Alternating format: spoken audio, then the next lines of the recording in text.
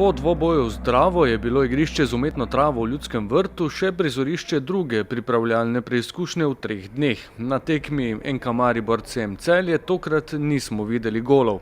Za višjo raven tekmovalnosti pa je manjkalo odločnosti in želje po aktivnejši igri gostujoče strani. V celjskem strokovnem štabu so po tekmi priznali, da so v Maribor prišli z namenom, da ohranijo mrežo nedotaknjeno. In v takšnem slogu so tudi delovali na igrišču. 300 prezeblih gledalcev je tako spremljalo podjetnejšo predstavo ekipe v vijoličastem. Vratarja Pridigar in Radan bi ob poročilu s prvenstvene tekme ostala neocenjena.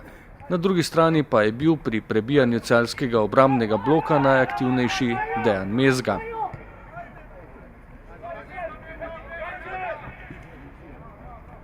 Vselej je bil dobro postavljen vratar Mojčinović.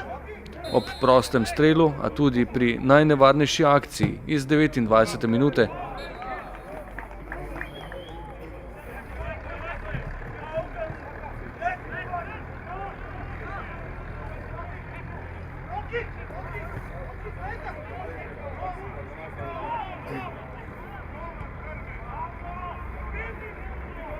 ko je z desne strani podal Majer, poskus Mezge pa je ustavil Mojčinović in žogo odbil v kot.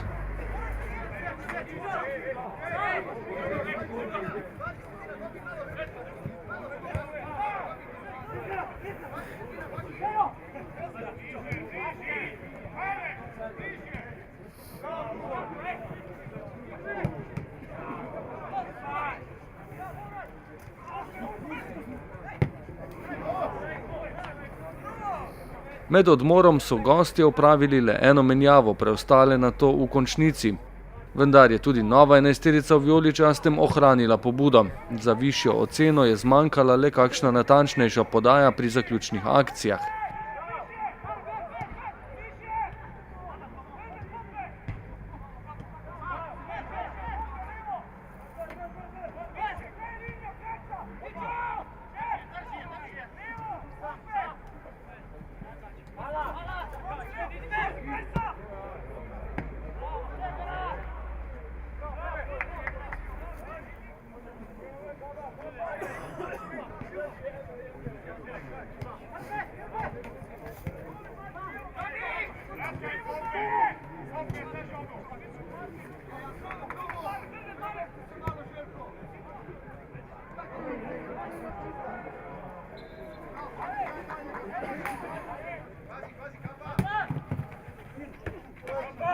Zgodila se je tudi manjša nesreča s kapetanom. Namesto domov se je Marcos Tavares po tekmi s stadiona napotil v bolnišnico. Med akcijo v prvem polčasu je namreč dobil močan udarec v glavo in v izogib morebitnim resnejšim težavam ga je medicinska služba odpeljala na pregled.